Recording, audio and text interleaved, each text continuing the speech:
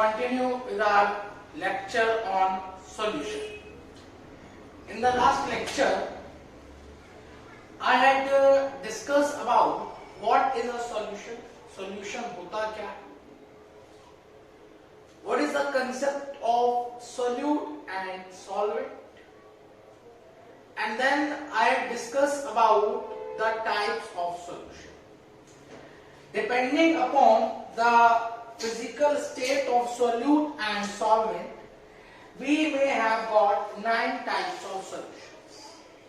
मैंने ये सब बातें लास्ट लेक्चर में आपको सिखा दी थी, आपको बता दी। मैंने 9 तरह के सॉल्यूशंस, 9 तरीके के सॉल्यूशंस बताए थे और उनके एग्जांपल साथ में आपको एलैबोरेट करके बताए। और अंत में मैंने बताया था कि while dealing that chapter we have to focus only and only about liquid solutions. हमें सिर्फ और सिर्फ liquid solutions पर फोकस करना है. Will not deal about gaseous solution as well as not deal about solid solutions. Let's continue with our lecture and let's start dealing with liquid solution. Liquid solution means either gas is dissolved in liquid, either liquid is dissolved in liquid or solid is dissolved in liquid. तीनों में से कोई सा भी case हो सकता है, किसी भी तरीके से लिक्विड सॉल्यूशन बनाया जा सकता है। And now let's start discussing liquid solution. पर उन लिक्विड सॉल्यूशंस को डिस्कस करने से पहले मैं एक टर्म आपको बता दूं, a term we may call as solubility.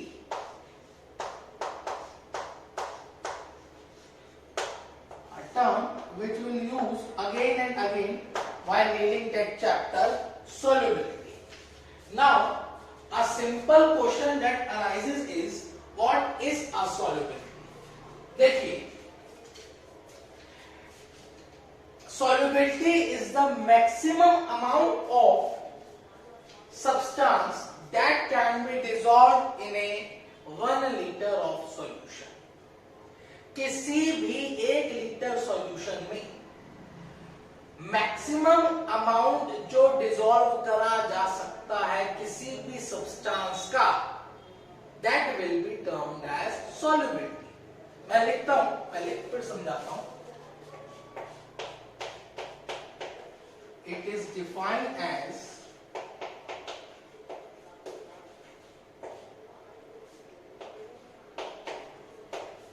the maximum amount of substance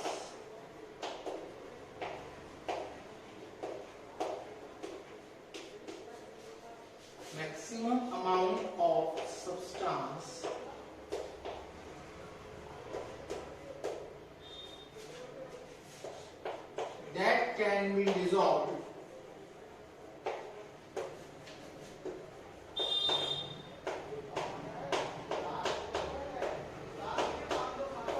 in a 1 liter of solution. 1 litre solution में मैक्सिमम अमाउंट जो भी घोला जा सकता है, that will be the solubility. Suppose मैं कहूं 1 लीटर सॉल्यूशन में मैं 500 ग्राम तक सॉल्ट को डिसॉल्व कर सकता हूं, then the solubility will be 500 grams per liter. Similarly, मैं कहूं 1 लीटर सॉल्यूशन में मैं 1 किलो तक शुगर को डिसॉल्व कर सकता हूं, then solubility will be 1 kg per liter.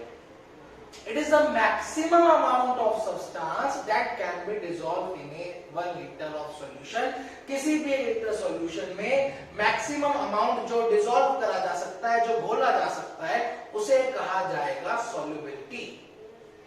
इस टर्म को एक्सप्लेन करने का कारण ये है, we'll use that term again and again while dealing that chapter solution.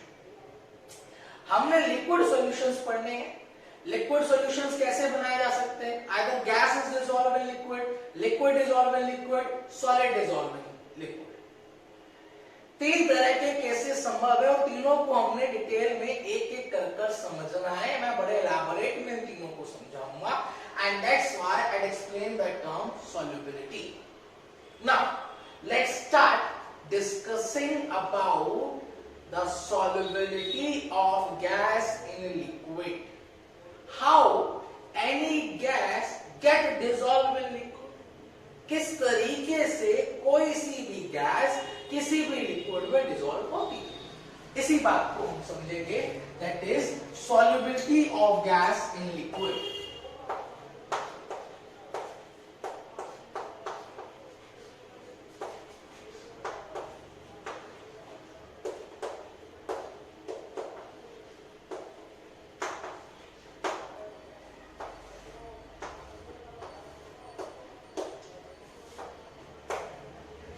देखिए, regarding the solubility of a gas in a liquid, it can be explained by a single statement. किसी भी gas की किसी भी लिक्विड में solubility को explain करने के लिए it can be explained by a single statement. Let me write first that statement. Every gas is soluble in every liquid.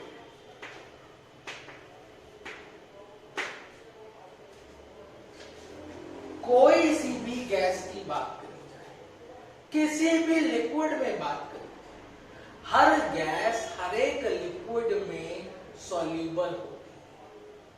Every gas is soluble in every liquid. कोई gas कम soluble होती है तो कोई gas ज्यादा soluble होती है. किसी की solubility कम है तो किसी की solubility ज्यादा है. पर every gas will be soluble in every liquid. कोई सी भी गैस की बात करी जाए, किसी भी लिक्विड के साथ बात करी जाए, हर एक गैस हर एक लिक्विड में सॉल्यूबल होती है. जैसे let me first fix solvent. मैं पहले सॉल्वेंट फिक्स करता हूं और अलग अलग गैसेस के बारे में बात करता हूं. For example if we talk about water, अगर मैं पानी की बात करूं तो hydrogen gas is also soluble in water. Nitrogen gas is also soluble in water. Oxygen gas, carbon dioxide gas, chlorine gas, hydrogen gas. We used to say every gas is soluble in every liquid. Water में हर तरह की gas soluble हो जा रही है. चाहे मैं CO2 की बात करूं, चाहे मैं H2 की बात करूं, चाहे मैं O2 की बात करूं, चाहे मैं N2 की बात करूं, चाहे मैं Cl2 की बात करूं, किसी भी तरह की गैस की बात करूं, every gas is soluble in water. अब हाइड्रोजन और नाइट्रोजन की सॉल्युबिलिटी पानी में थोड़ी कम होती है और वहीं ऑक्सीजन की पानी में solubility काफी अधिक होती है. Have you ever heard about the term oxygenated water? Oxygenated water is, what do you mean by oxygenated water? It simply means oxygen gas is dissolved in water. पानी में ऑक्सीजन गैस को dissolve करा गया है. हमारी जितनी भी aquatic life, all our aquatic life inhale the dissolved oxygen in water. जो पानी में ऑक्सीजन गैस घुली होती है, उस ऑक्सीजन गैस को एक्वेटिक लाइफ इनहेल करती है. ऐसा कभी नहीं होता वाटर का हाइड्रोजन और ऑक्सीजन अलग अलग हो जाता है और वहां से ऑक्सीजन गैस आती है, कभी नहीं. ऐसा होता तो थोड़े दिनों बाद वाटर खत्म हो जाता. वाटर के अंदर जो डिसॉल्व ऑक्सीजन गैस होती है वो गैस को इनहेल करा, that is oxygenated water. Similarly carbon dioxide की सॉल्युबिलिटी ऑक्सीजन से भी ज्यादा अधिक होती है. कार्बोनेटेड वाटर, जितनी भी हमारी एरेटेड ड्रिंक्स है, all are aerated drinks are carbonated water. जितनी भी एरेटेड ड्रिंक्स है वह सभी की सभी कार्बोनेटेड वाटर है। सभी की सभी ड्रिंक्स में CO2 गैस डिसॉल्व करी गई। पेप्सी की बात करें, कोको कोला की बात करें, लिम्का की बात करें, शैंपेन की बात करें, किसी की भी बात करें, उन सभी में CO2 गैस को डिसॉल्व करा जाता है and we call it as carbonated water. Similarly we have got chlorinated water. अगर हम स्विमिंग पूल पर जाएं तो वहां पर will get chlorinated water. Now what do mean by chlorinated water? Chlorine gas is dissolved in water, that is chlorinated water. What I mean to say, every gas is soluble in water. हर एक gas पानी में soluble है। किसी gas की solubility कम है तो किसी gas की solubility ज्यादा है। That's the only difference. अब मैं क्या करता हूं, मैं गैस को फिक्स करता हूं और अलग अलग सॉल्वेंट के लिए बात करता हूं। Let me fix oxygen gas. मैं ऑक्सीजन गैस को फिक्स करता हूं और let me discuss about petrol and water. मैं पेट्रोल और वाटर के बारे में डिस्कस करता हूं। ऑक्सीजन गैस पेट्रोल में भी सोल्यूबल होती है, ऑक्सीजन गैस वाटर में भी सोल्यूबल होती है, पर ऑक्सीजन की सोल्यूबिलिटी पानी में काफी अधिक होती है। वहीं दूसरी तरफ ऑक्सीजन की सोल्यूबिलिटी पेट्रोल में काफी कम होती है। पर ऑक्सीजन गैस सोल्यूबल दोनों में होती है, पेट्रोल में भी और वाटर में। But the difference is the solubility. पानी में सोल्यूबिलिटी ज्यादा है और वाटर में सोल्यूबिलिटी कम है। What I mean to say, every gas is soluble in every liquid. हर एक गैस हर एक लिक्विड में सोल्यूबल होती है। ऐसी कोई गैस नहीं है जो किसी लिक्विड में सोल्यूबल ना हो, या ऐसा कोई सॉल्वेंट नहीं है, ऐसा कोई लिक्विड नहीं है जिसमें गैस डिसॉल्व ना होती। Every gas is soluble in every liquid. Now we used to say there are some factors which affect the solubility of gas in liquid। ऐसे कुछ फैक्टर्स हैं जो गैस की solubility को अफेक्ट करते हैं। solubility of gas in liquid की बात करेंगे। What are those factors? We have got two factors that affect the solubility of gas in liquid। मैं लिखता हूं factors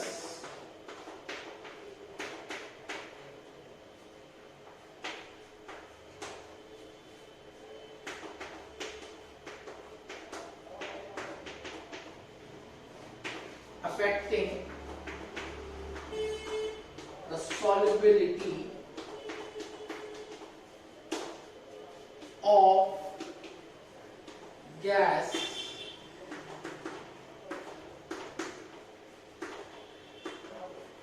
liquid। कौन कौन से फैक्टर्स हैं जो अफेक्ट करते हैं? There are two factors। One is temperature, another is pressure।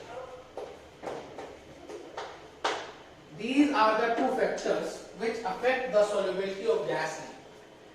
Pressure में परिवर्तन आ जाने से गैस की solubility में परिवर्तन आता है। टेम्परेचर में परिवर्तन आ जाने से गैस की solubility में भी परिवर्तन आ जाए।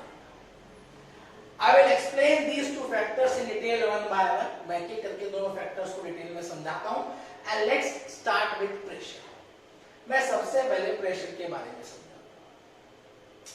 And the effect of pressure is governed by Henry's law। Henry was a scientist who has explained the effect of pressure on the solubility of gas। जिसने गैस की solubility पर प्रेशर का इफेक्ट एक्सप्लेन करा, and hence we call it as Henry's law. Henry was a scientist who had explained the solubility of gas in liquid. 1 minute का समय मैं देता हूं, you please copy down fast. आप लोग सभी कॉपी कर लें.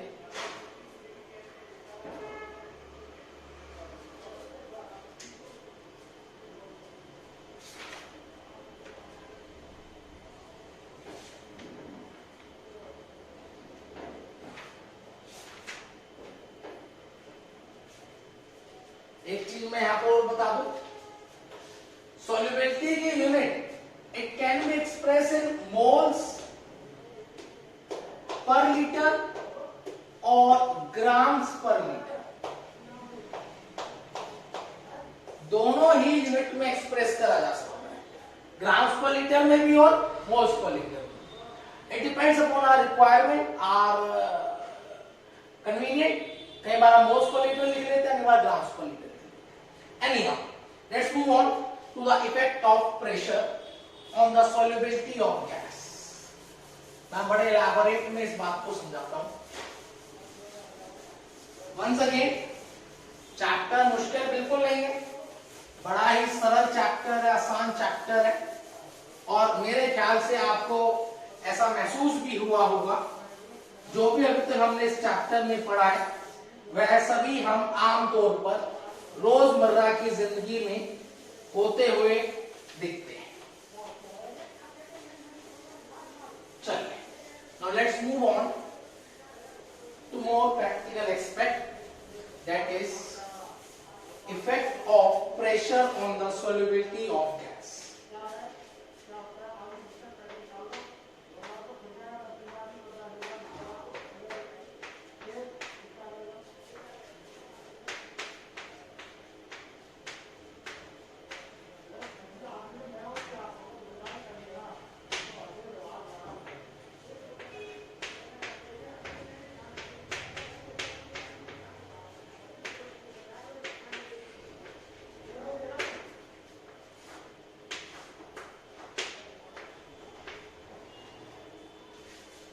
It is governed by Henry's law.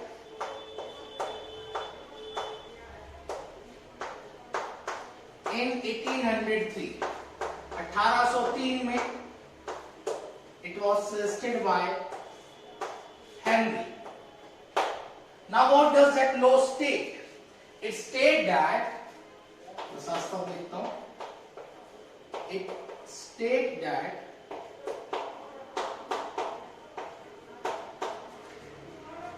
at constant pressure, at constant temperature,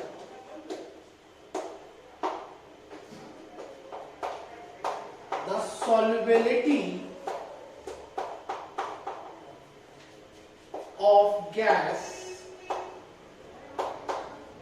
in liquid is directly proportional to the partial pressure of gas or pressure applied over gas.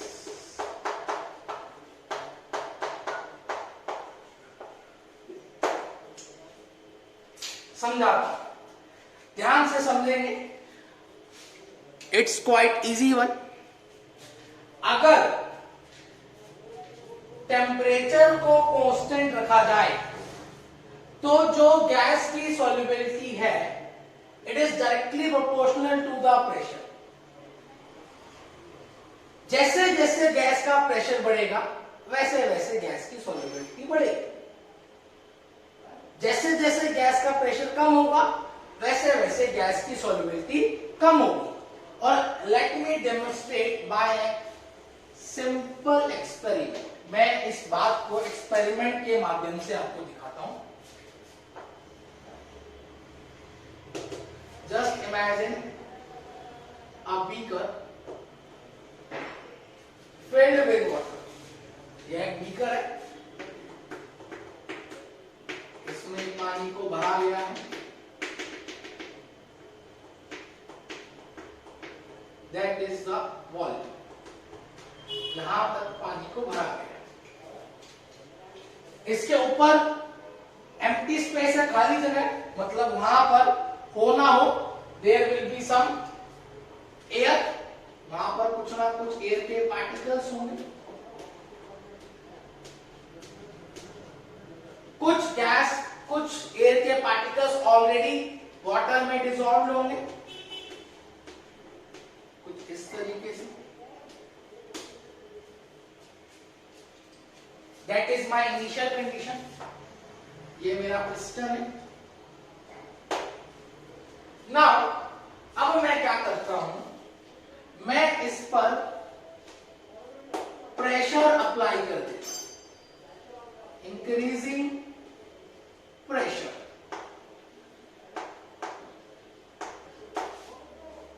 Pressure बढ़ा देता हूं, gas का partial pressure बढ़ाना है, मतलब उसकी volume को कम कर दिया जाए। वॉल्यूम को कम करने के लिए मैं ऊपर से प्रेशर लगा देता हूं।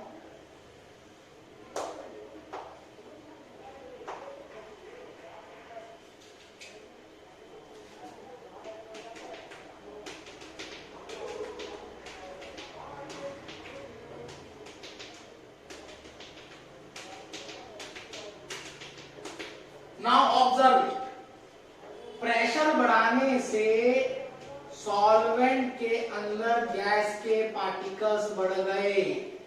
वो गैस कहां पर चली गई, वो गैस इस सॉल्वेंट में आ गई, वाटर में आ गई। दैट मीन्स उसके अंदर आकर डिसॉल्व हो गई, यूनिफॉर्मली डिस्ट्रीब्यूट हो गई, डिस्ट्रीब्यूट होकर एक होमोजेनियस मिक्सचर बना लिया, एक सॉल्यूशन बना।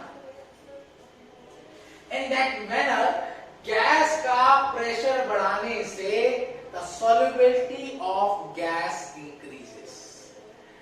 बड़ी साधारण सी बात है, it's simple।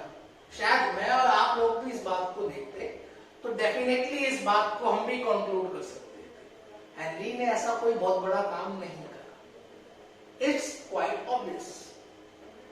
Now, that simply means जैसे जैसे गैस का पार्शियल प्रेशर बढ़ाया जाएगा वैसे वैसे गैस की solubility भी बढ़ेगी। That means at constant temperature the solubility of gas is directly proportional to the partial pressure of gas। Partial pressure gas का बढ़ाने से गैस की solubility भी बढ़ती हुई नजर आएगी। Now let me write it mathematically। मैं इसी बात को मैथमेटिकली भी लिख देता हूं।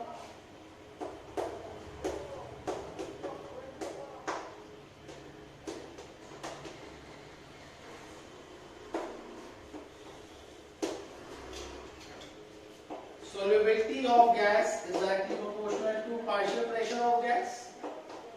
प्रोपोर्शनली सिंबल हटाते हैं, एक कांस्टेंट लगाते हैं के,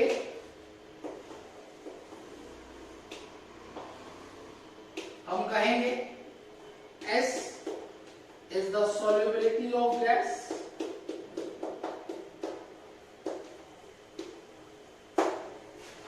P is the partial pressure of gas,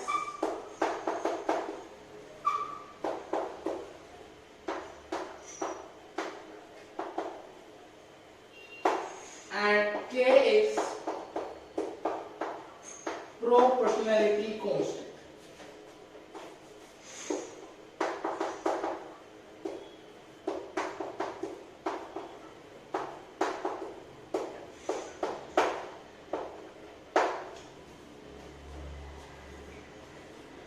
That was Henry's law suggested by a scientist named Henry।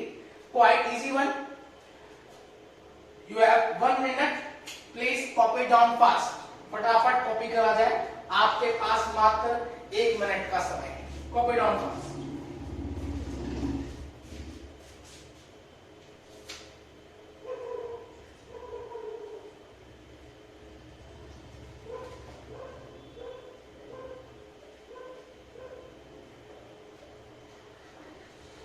अब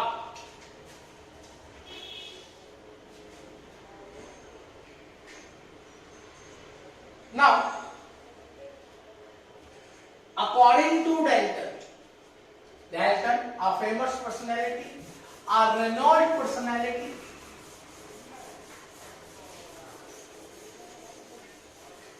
वो पहले ही डाल्टन्स लॉ दे चुका था. And what does that law suggest? वो हम 11th स्टैंडर्ड में ऑलरेडी समझकर, कंसेप्चुअलाइज कर उसके बेस न्यूमेरिकल प्रॉब्लम्स को देखकर आ चुके हैं. नाउ अकॉर्डिंग टू डाल्टन क्या कहता था? According to Dalton, if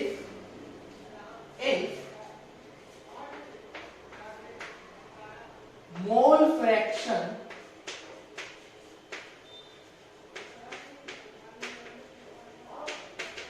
is used as a measure of solubility,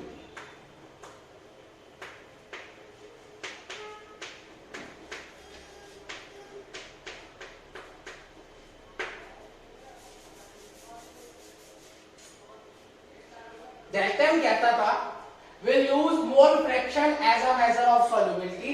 हम solubility की जगह पर mole fraction का यूज करेंगे.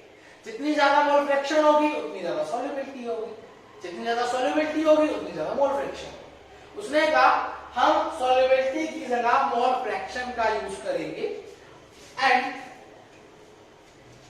mole fraction of solute means जो कि गैस है, गैस मेरा सॉल्यूट है, सॉल्वेंट मेरा वाटर है.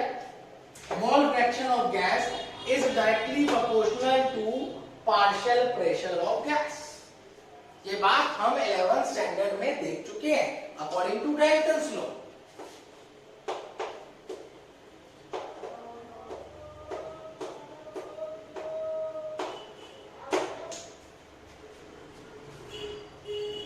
Mole fraction is directly proportional to partial pressure of gas. जितना ज्यादा गैस का मोल फ्रैक्शन होगा उतना ही ज्यादा गैस का पार्शियल प्रेशर होगा. वही काम प्रोपोर्शनलिटी सिंबल हटाया जाता है, एक कांस्टेंट के 1 लगा दिया जाता है. P XB K1 को नीचे लिया जाता है. P मैं इसको अलग करके लिख लेता हूं.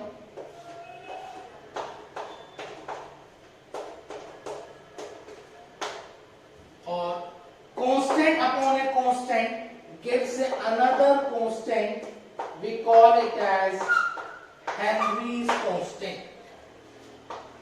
Or P is equals to KH XB. मैं लिख भी देता हूं.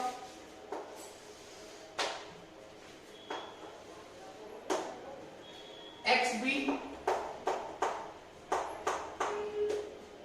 is the mole fraction of solute या mole fraction of gas.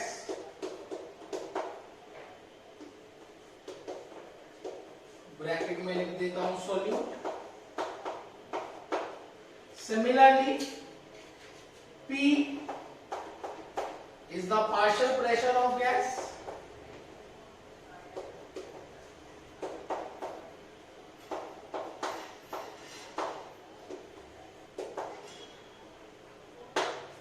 And the most important is KH, Henry's constant.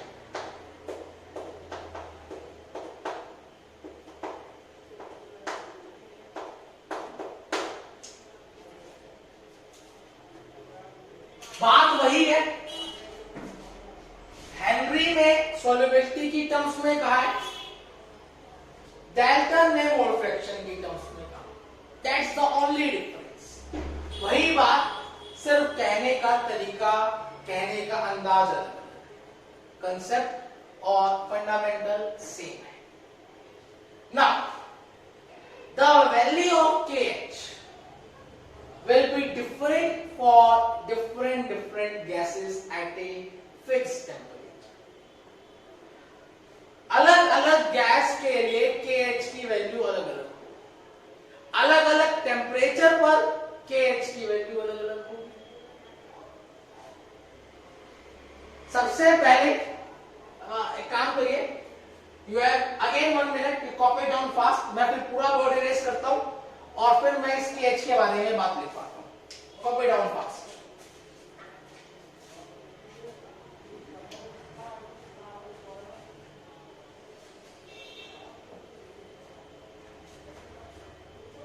मैं यहां पर थोड़ा सा इसको इलाबोरेट भी कर देता हूं इस एक्सप्रेशन को। P is equals to KH, XB कैसे निकालते हैं? Number of moles of solute NB upon number of moles of solvent plus number of moles of solute. That is my expanded form. मैंने थोड़ा सा उसको एक्सपेंड कर दिया है, दैट्स इट, और कुछ भी नहीं करा गया है।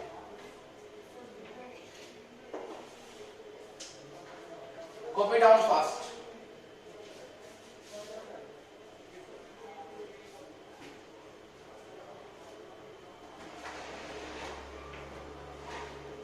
चलिए, let's move on.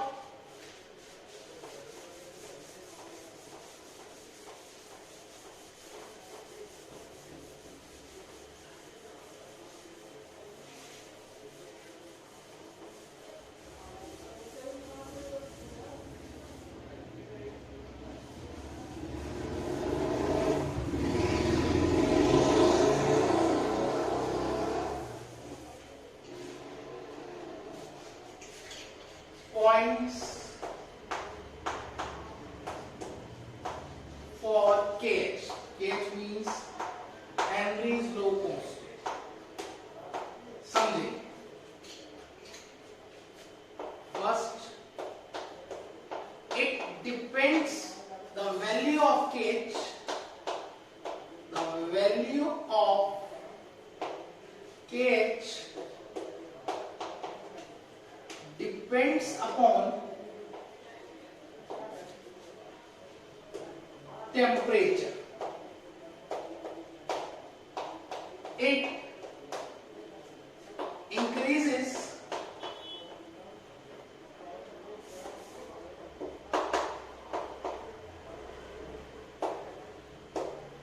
with increase in temperature.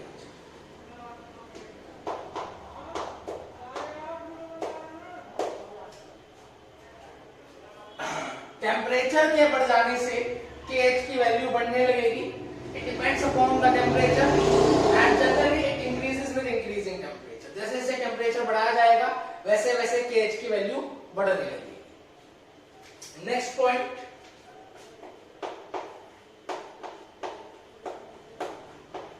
The value of KH will be fixed for a fixed gas in a fixed solvent.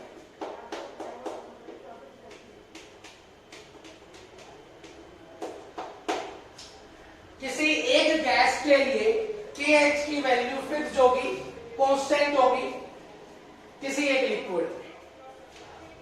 अलग अलग गैसेस के लिए KH की वैल्यू अलग अलग होगी।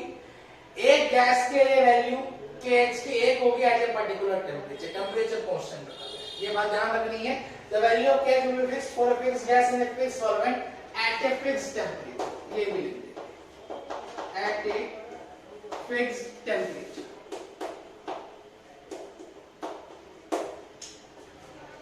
Third point, the most important point, हमने लिखा है P is equals to KH XB. The pressure is equals to product of Henry's constant and mole fraction. मैं इसी को स्टेटमेंट को लिखता हूं और यहां से कंक्लूजन निकालने की कोशिश करता हूं। P is equals to KH. Observe it.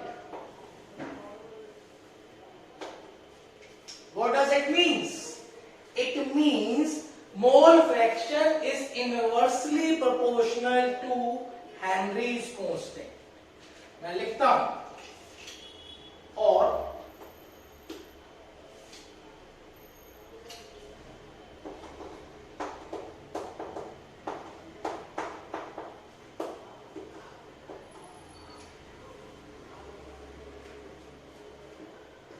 XB is the measure of solubility. याद करो, according to Ragland, mole fraction is used as a measure of solubility.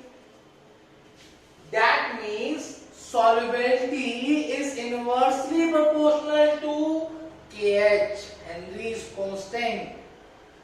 अगर हेनरीज कांस्टेंट की वैल्यू ज्यादा होगी तो उस गैस की सॉल्युबिलिटी कम होगी, और वहीं अगर KH की वैल्यू कम होगी तो गैस की सॉल्युबिलिटी ज्यादा होगी.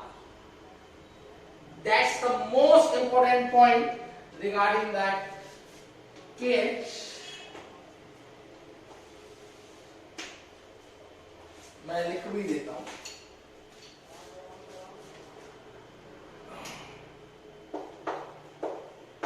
More KH gas will be less soluble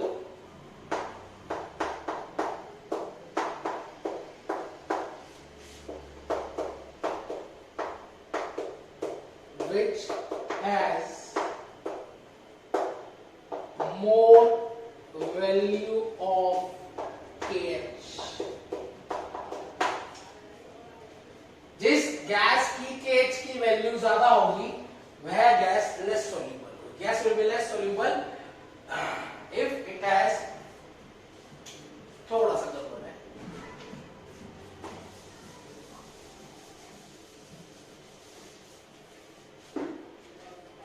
gas having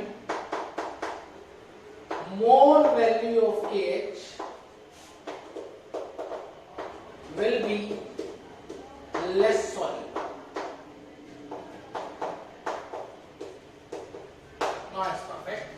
Gas having more value of KH will be less soluble. जिस गैस की KH की वैल्यू ज्यादा होगी वह गैस कम soluble होगी.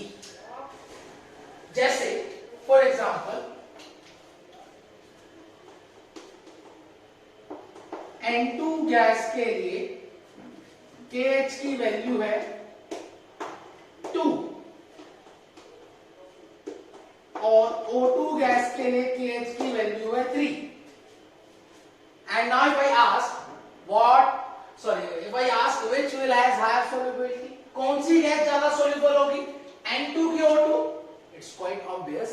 N2 gas will be more soluble than O2. क्यों? क्योंकि N2 की KH की वैल्यू कम है, O2 की KH की वैल्यू ज्यादा है. मैं लिख भी देता हूं, N2 gas will be more soluble as it has low KH value. आखिरी बात regarding the unit constant KH, unit of KH, KH की यूनिट.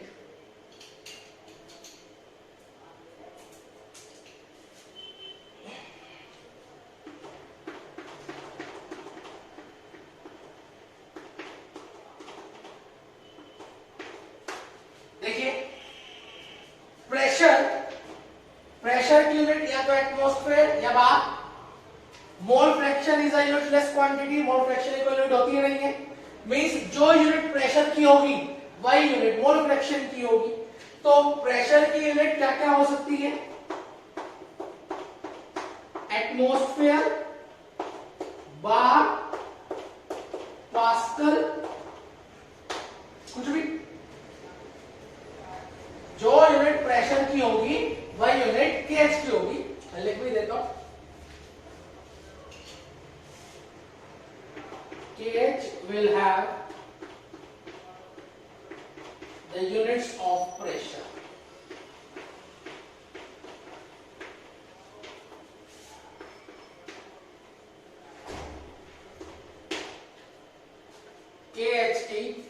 जो यूनिट्स होंगी वो कौन सी होंगी, जो प्रेशर की यूनिट्स हो। That is all about the Henry's law. Henry's law explaining the effect of solubility of gas in liquid, effect of pressure on the solubility of gas in liquid. In that manner, we used to conceptualize the effect of pressure on the solubility of gas. Henrys ने बात कही और Dalton ने उस बात को दूसरे तरीके से कहा और उसके बाद हमने सब बातें लिखी। Now you have got 1 minute, you please copy it down fast. फिर इसी समय इसके ऊपर बेस्ड एक न्यूमेरिकल प्रॉब्लम हम अभी सॉर्ट आउट करेंगे। You please copy down fast.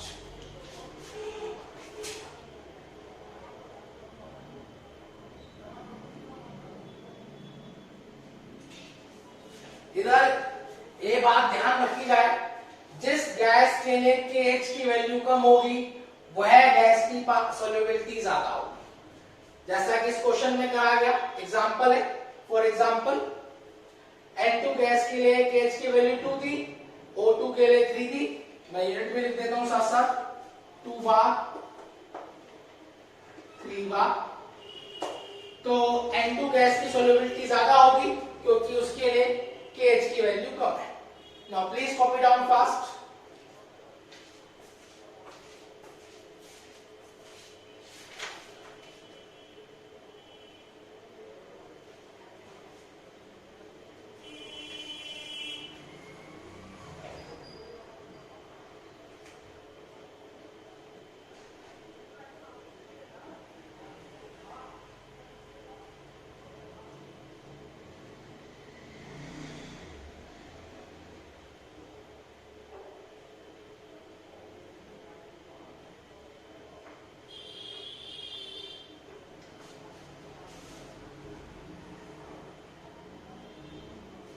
चलिए, let's move on to the numerical portion.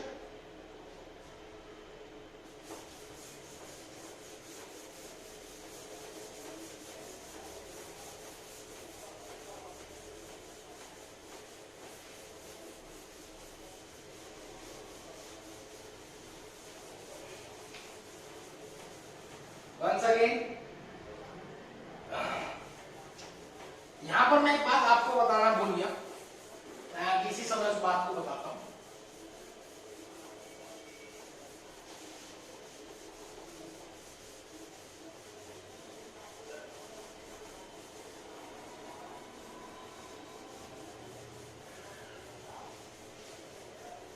देखिए,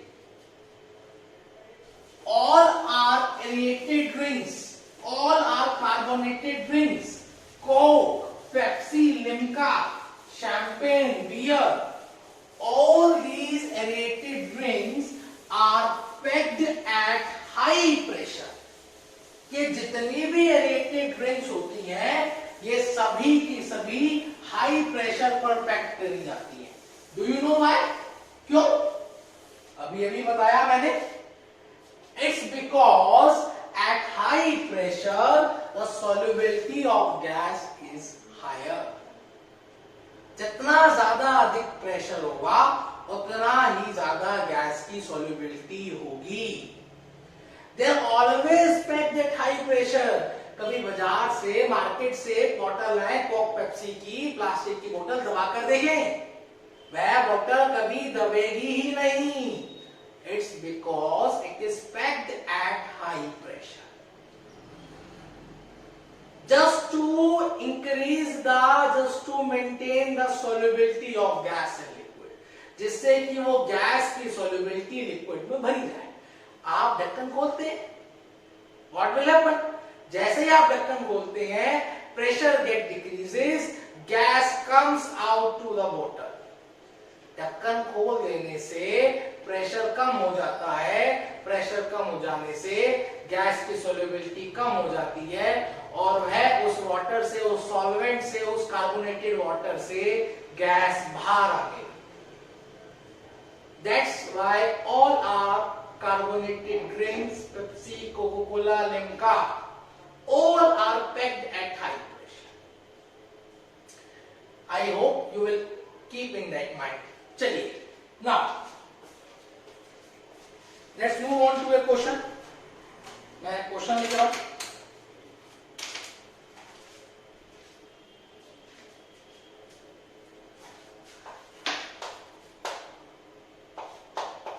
H2S, a toxic gas with rotten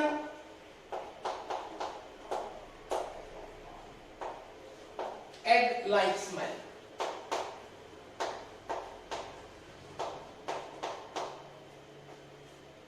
Is used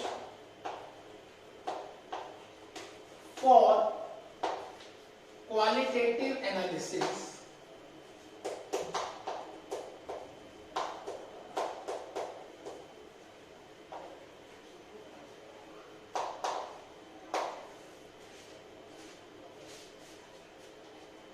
if the solubility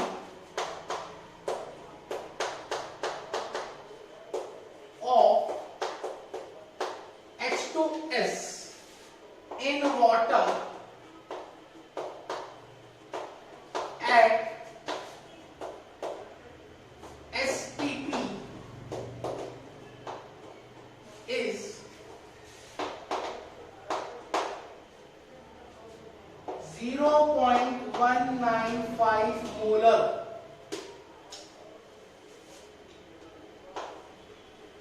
Calculate Henry's law constant.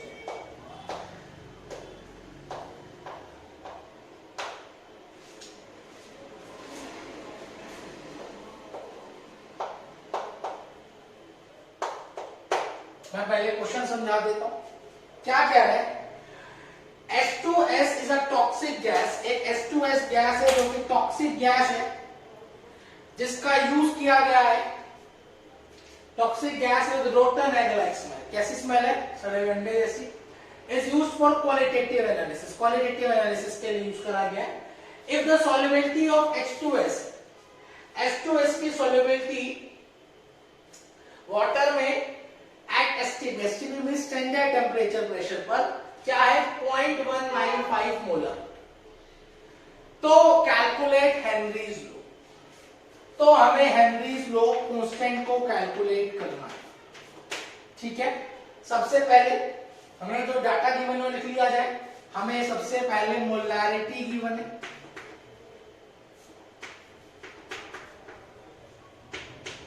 कितनी? 0.195 molar. और तो अभी हमने मोलैरिटी को discuss नहीं किया है, पर अभी मोलैरिटी हम 11th स्टैंडर्ड में पढ़कर आए हैं. इतनी जानकारी मेरे ख्याल से सभी को होगी. एंड एसटीपी मींस, चलिए पहले मोलैरिटी से डाटा निकाल लेते हैं. मोलैरिटी की डेफिनेशन क्या होती है? It is defined as the moles of solute present in per KG of solvent. कितने सॉल्यूट के मोल्स है 1 केजी सॉल्वेंट में? अगर मोलैरिटी 0.195 है, इसका मतलब 0.195 moles of solute present in 1 kg of solvent means 0.195 moles of solute is present in 1 kg of solvent. Molarity की definition ही होती है, it is defined as number of moles of solute in per KG of solvent. 1 KG of solvent में जितने भी moles है solute के, वही मोलैरिटी है. अब मोलैरिटी इतनी है 0.195, इसका मतलब 0.195 moles of solute are present in 1 KG of solvent. लिख दिया. मतलब वेट ऑफ सॉल्वेंट हमारे पास आ गया. Weight of solvent is equals to 1 kg, मतलब 1000 ग्राम.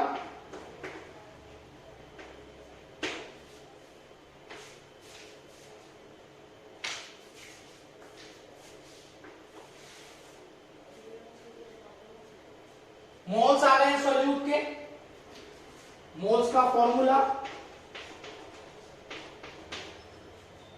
वेट ऑफ सब्सटेंस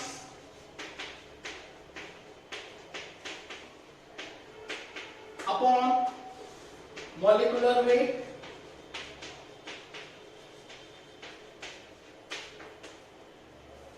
मोल्स कितने हैं 0.195। वैसे तो हमारे को निकालना क्या है हेनरीज लॉ कांस्टेंट, तो मोल्स की जरूरत ही नहीं है, ये चीज निकालने की आवश्यकता ही नहीं है, हमें मोल्स ऑफ वाटर चाहिए। मोल्स फॉर्मूला वही weight of substance upon molecular wait.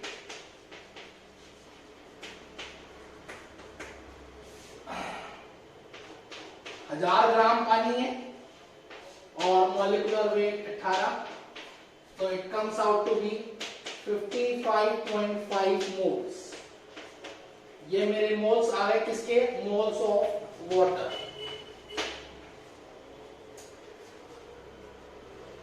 अब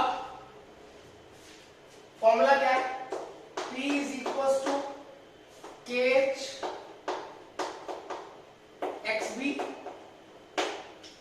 P हमें नहीं गिवन है STP का मतलब स्टैंडर्ड टेम्परेचर प्रेशर, मतलब pressure is equal to 1 atmosphere at STP।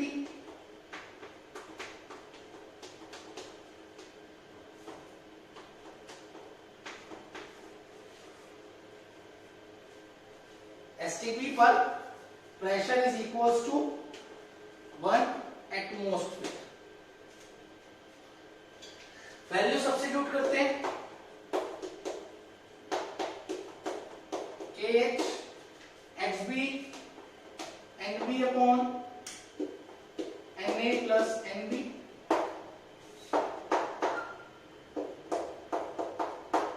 NB की वैल्यू 0.195 प्लस 55.5 उधर ले जाते हैं,